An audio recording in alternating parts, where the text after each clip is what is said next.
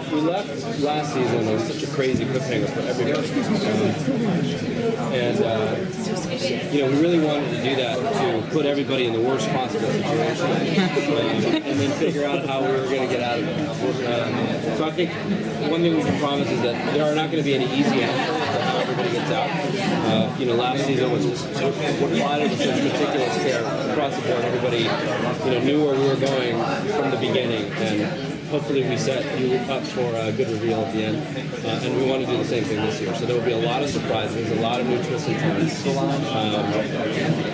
Our cast will find themselves in a bunch of precarious situations that are going to be very difficult to get out of. But I think you can count on more insanity.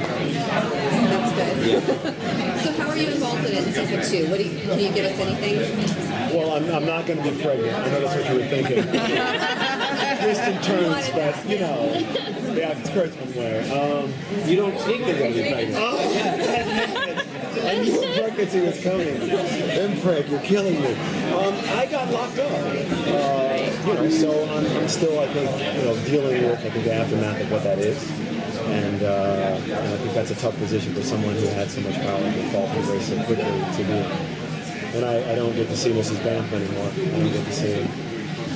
And it's a lot. I'm really emotional about it. I miss you. How does he deal with it? How does he deal with being locked up? I think for everybody that's a really individual set of circumstances, because I think there's always the amount of guilt that you feel for how you contributed to your own situation. The things that you think in the night when you're all alone. So, obviously I think it's a really difficult position knowing what he knows now and realizing he didn't act sooner and he was so skeptical. So, I think it's probably more torturous in his own mind than even the place he's in. I think he's in a bit trapped in his own prison. And I'm curious to see how that will unfold. Does the tone change in the second season? No, I think we are certainly striving to stay very consistent with the tone of the first season, and that I think we all wanted to make a show where anything was possible. It was grounded in an emotional reality that allowed everybody to take a leap into the insanity that followed. So I think we're very proud of what we were able to achieve with that, and we wouldn't want to change it. You've been so active with the fandom. Is there a moment coming up in the next season that you can't wait for the fans to see? Oh, yeah. Is that a real question? Are you serious? Yes. Oh, the things I could tell you if I could talk.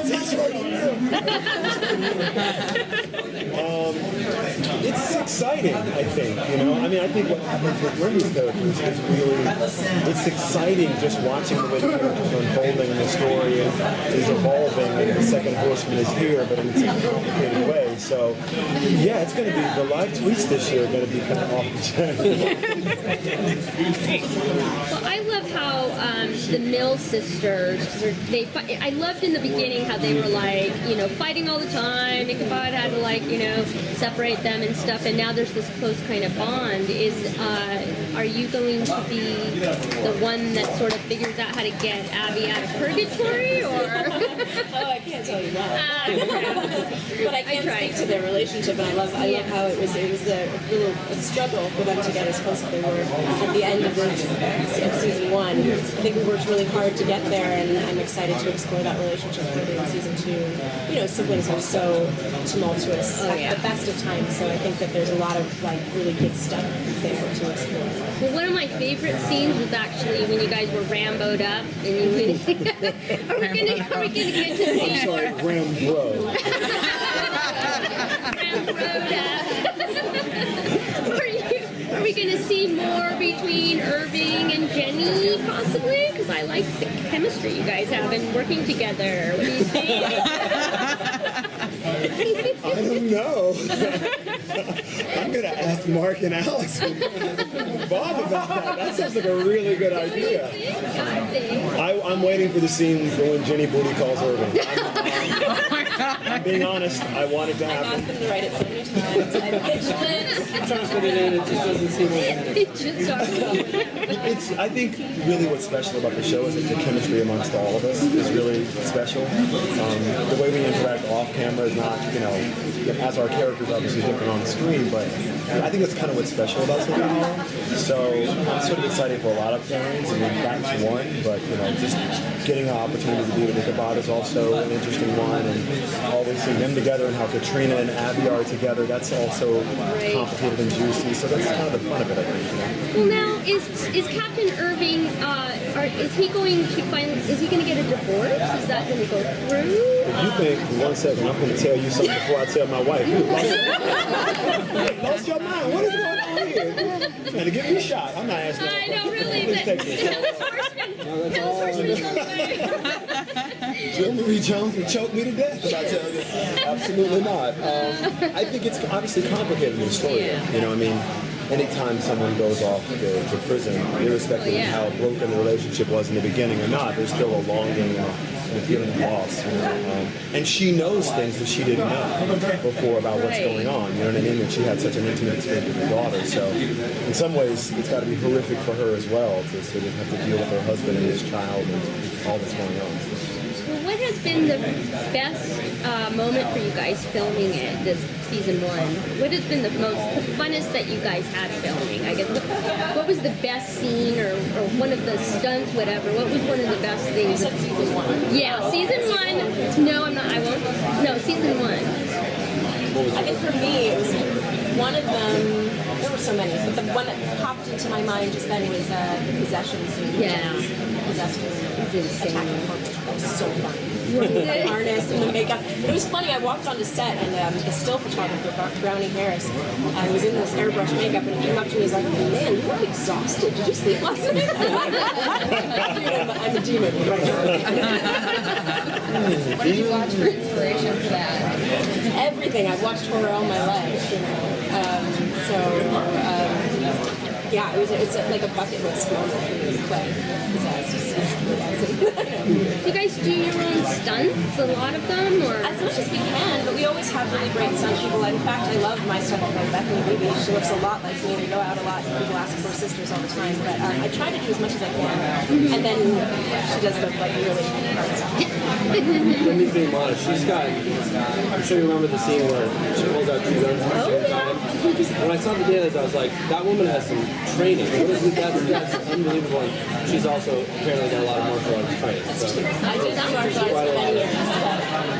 And Orlando's a ninja. I don't know if you knew that. Really? So are you like a high master ninja? I believe the ways of the ninja need to stay amongst the ninja. So can I become an honorary one? We will discuss it and take it under advisement. I appreciate your effort. Why, thank you, sir. Now, when we talked to you last year, you had some pretty great ideas about where the series was going to go. How has that changed after season 1, or has it? Well, you always want to kind of know where you're going, broad strokes, to leave yourself a lot of room for surprises along the way. And so far, I would say that it's sticking to plan, but we found a lot of new and interesting surprises along the way for the next season, which has been great. So I think it's going down the same road that it went last season in terms of our pre-planning. Great. How far out do you have it planned? Do you have season 3, 4, 5? We know where we're going at the end of the season, which you always want to think in those terms so that you get to a conclusion that inevitably springboards you into the next season with a lot left to go. So we have not yet worked out all of season 3, but we certainly know what we're setting up. One of my favorite things about the show is that you guys use history and the past and all that. How do you guys research that? I mean, I think you guys have a secret weapon, somebody that actually lived in Sleepy Hollow, and we have some researchers actually, and there was an assistant who actually lived in Sleepy Hollow and also maybe has background with the Masons or something like that. There's quite a lot of research that gets done, but the fun is you take an idea and you build around it, or you take a historical moment that everybody knows and has a frame of reference for, and then our job is to find out the secret part of that story that you didn't know. And you do that by taking as much historical accuracy as you can, building on it, and then inventing it. really great. I love that you guys do that. It's awesome. What are some of your favorite moments during like downtime when you guys are on set but you're just kind of chilling? What do you guys do? It's been a crazy shoot schedule, so we're together sometimes and other times we aren't. I find everybody really funny, so I kind of enjoy Tom's wit, and Nicole's really silly. So it's just really fun to be with her because she's so silly, and then this one tortures me every opportunity she gets. So. It's my specialty. Oh, she finds all sorts of ways. She'll stand in your eye line and make faces. And she'll ask you if you're really going to do it like that.